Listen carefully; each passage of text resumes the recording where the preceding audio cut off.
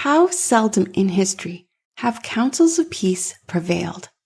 How rare it is that faith steps onto the global stage, not to divide, but to unite. But in the early 1900s, nestled high in the Andes between Argentina and Chile, that rarity happened. Two nations on the brink of war, stopped not by armies or treaties, but by the Prince of Peace. This is the Church History Podcast, and I am Lorelee Siemens. Today's episode is Christ of the Andes, faith, firepower, and the statue that reminds us of two saved nations.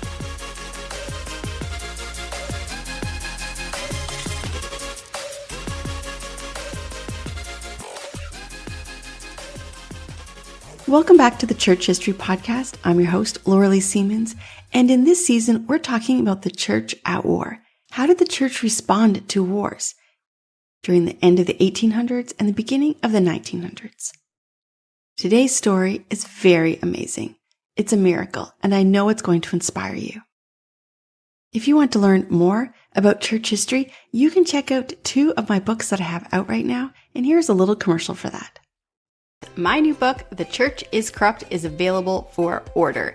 I previously published the book, The Church is Born, which was part 1 in our series, and that delved into the creation of the church. But my second book picks up where the first one left off. It offers a unique and insightful perspective on the church's journey. Discover the rich history of the church, its triumphs, its failures, and its heroes. In this second book in the series on church history, we journey through the pivotal moments that shaped Christianity as we know it.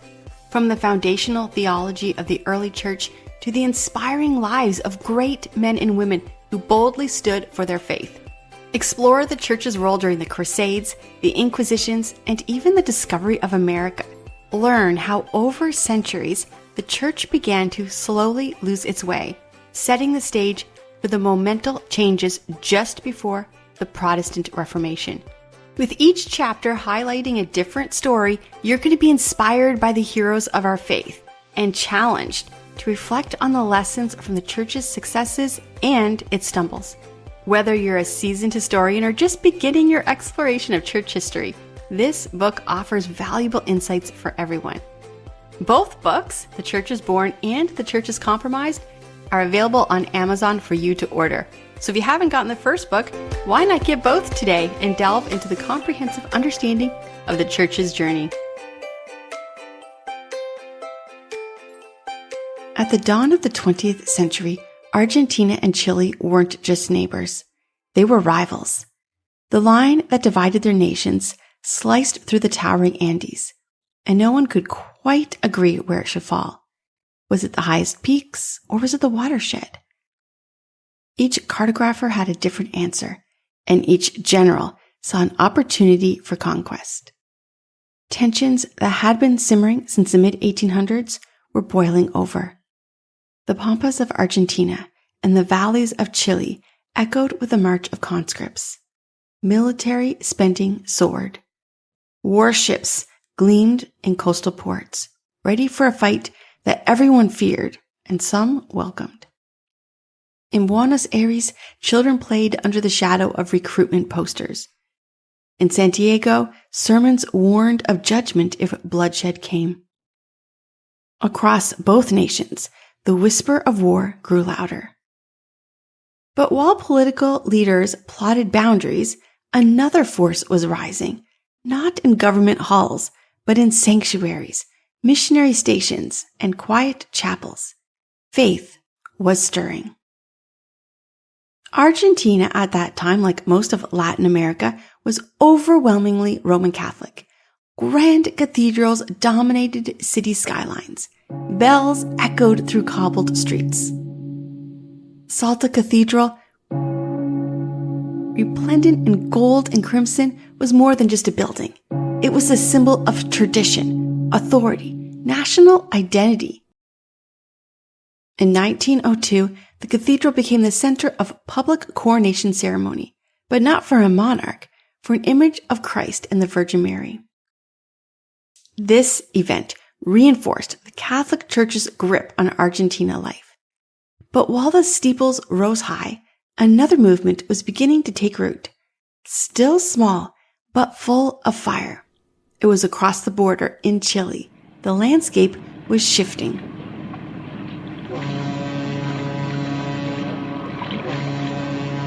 In the bustling port city of Valparaiso, a young American missionary named Willis C. Hoover stepped off a steamer.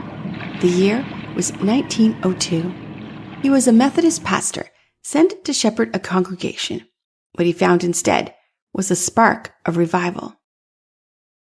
Hoover's church began to grow, not by dozens, but by hundreds. And soon, what started as a small Methodist worship exploded into what became Chile's Pentecostal movement. People wept, they sang, they spoke in tongues.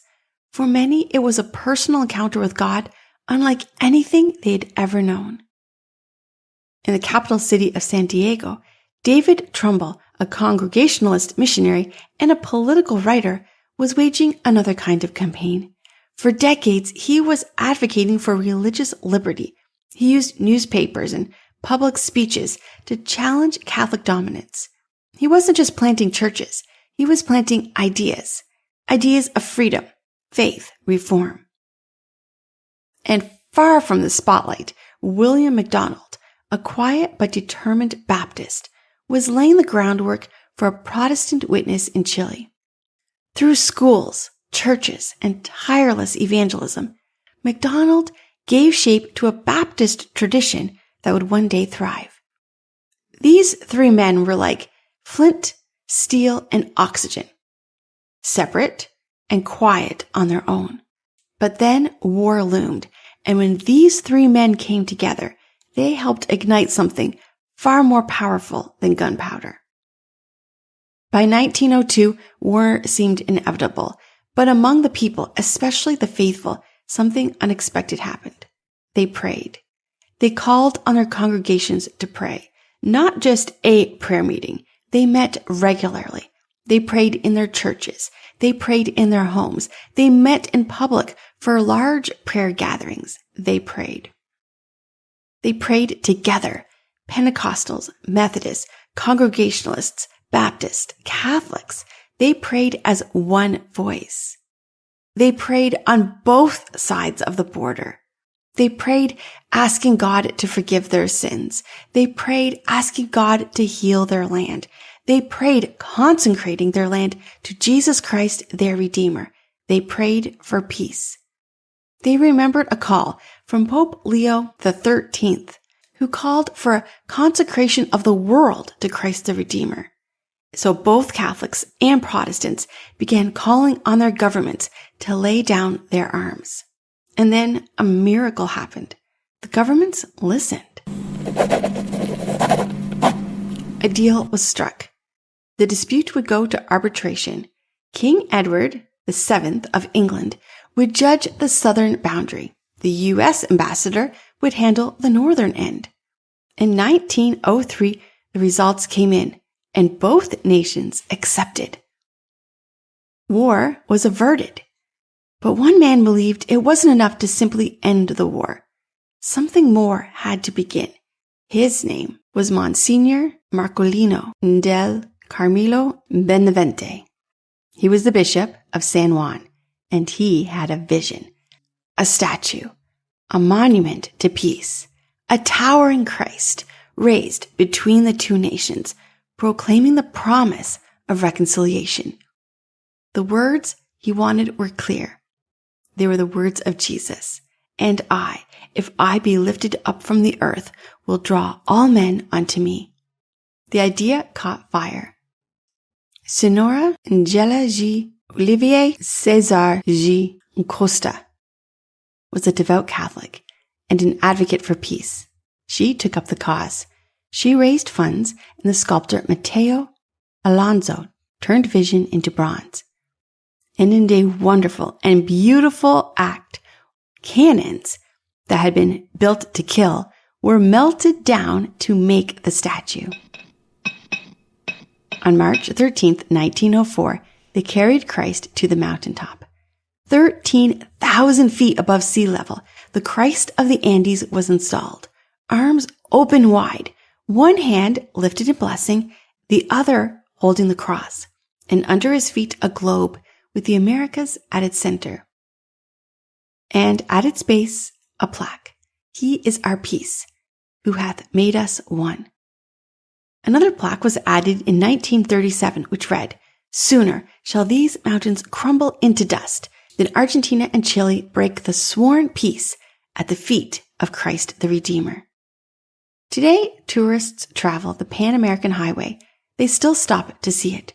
Some come for the view, others come to remember, and a few come to give thanks. It's not just a statue, it's a reminder that, for a brief moment, faith shaped history, not with fire or fury, but with outstretched arms.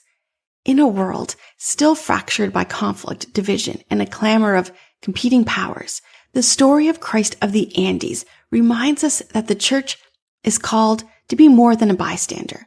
We are called to be peacemakers.